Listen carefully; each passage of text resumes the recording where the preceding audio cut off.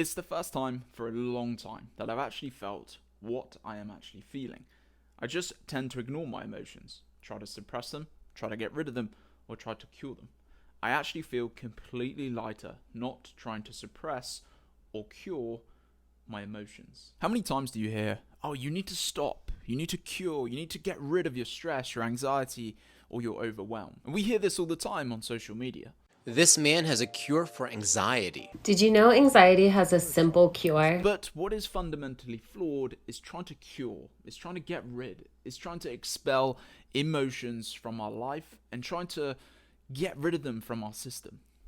And why it's flawed is because emotions are ingrained in us, deeply ingrained in us, for the last thousands and thousands of years, where they were used for solving acute problems, letting us know messages, giving us internal cues and signals. And now obviously that signal is very different. It could be stress, anxiety from your job, a relationship, something going on in your life. So the anxiety and the stress, the overwhelm, the anger signal, you could say they've changed, but they're still hardwired into our brain. And as far as I am aware, unless you know something I don't, they will be in us until the day we die. If you think thousands of years ago when we were all in the wild, fending for our lives, trying to survive, if we didn't have that stress, anxiety, anger, and all the other emotional signals, you and I wouldn't last very long in the gene pool. If we didn't have those emotions, imagine this. Imagine there's a big saber-toothed tiger coming. And our reaction, instead of feeling, oh shit, we think, oh, what a beautiful saber-toothed tiger. I'm going to go up and pet him. Extinction from the gene pool. But the brain is very clever, so it hardwired us certain emotions, or emotions in general, to warn us, to give us the signal of, oh dear, there is a saber-toothed tiger, we need to get the hell out of here. You felt the anxiousness, you felt the stress, you felt the worry, you felt the overwhelm, you felt the anger. So you took action. It was there to solve an acute problem. You took action. You found shelter. You found safety. That stress and anxiety signal was then eventually reduced. But these days, it's more long term. You know, that stress at work might not be solved for months. That ongoing health thing might be lingering for a while. That relationship, it might be back and forth causing you distress for weeks, for months, maybe even years. So emotions are beautiful. Emotions are here to keep us alive, to send us messages, to know when we're off balance, to know when we're feeling good, you know, joy, happiness, content, confidence. These are real signals to let us know if we're in homeostasis or not, if we're out of balance. So trying to expel, trying to cure, trying to get rid, trying to maybe thinking that there's something wrong with you for feeling these emotions, take a breath. It is part of the human experience. You and I are human beings, we're not robots. So we're going to feel these emotions. So the first step that I want to give you today, to help you think, instead of, I need to cure my emotions or get rid of them, because that does nothing but stress, and it causes us more anxiety, it causes us more frustration, because we're chasing something that we will never reach. Because remember, you can't cure emotions, they're in you. So what can we do instead?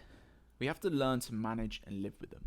So the first step that I implore you to take is, when you do feel certain emotions arise, whether that's stress, anxiety, you know, all of the other heavy emotions, or, you know, the joyful emotions as well, sit with it. Just pause for a second. It may be uncomfortable and distressing, but actually feel what you're feeling. Okay, I am stressed right now. What am I actually feeling? Where do I feel it? Do I feel it in a certain place? What am I actually feeling right now?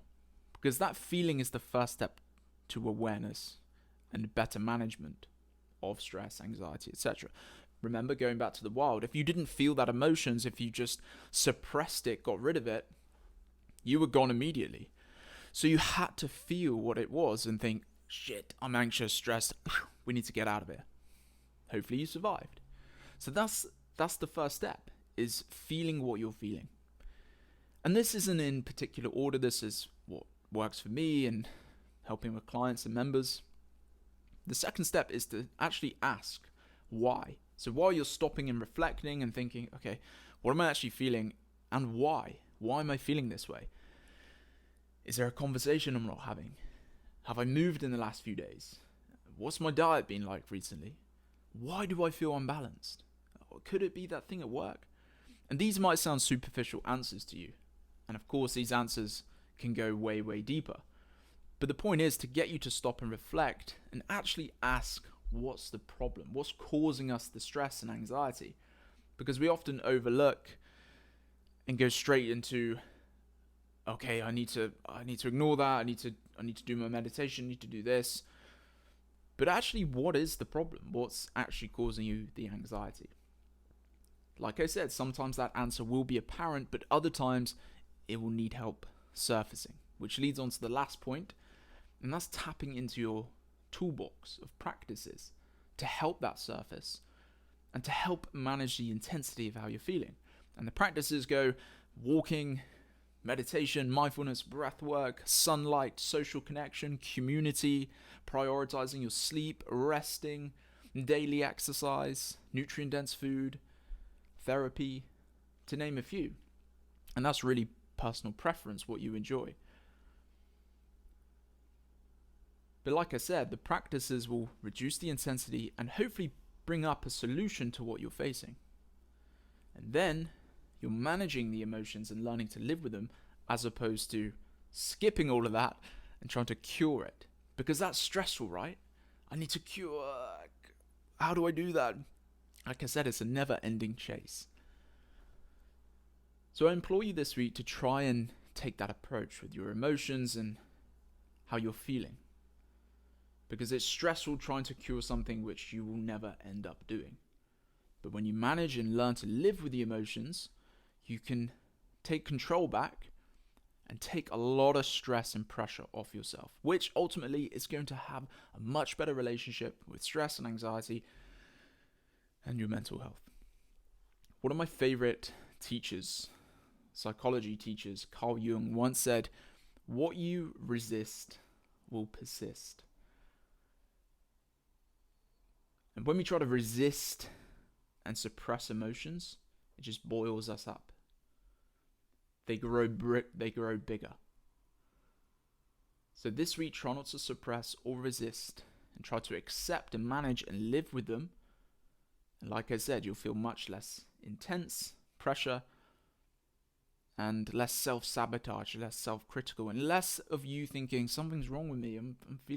Why am I feeling like this? You're a human being with human emotions living this human experience. So learn to manage and live with them and try not to cure them. And that's going to play wonders with your physical, emotional, and mental health. Thank you for joining me. I hope you enjoyed this one. If you're new to the channel, please hit that subscribe. I will hugely appreciate it. And that's it. I'll see you soon.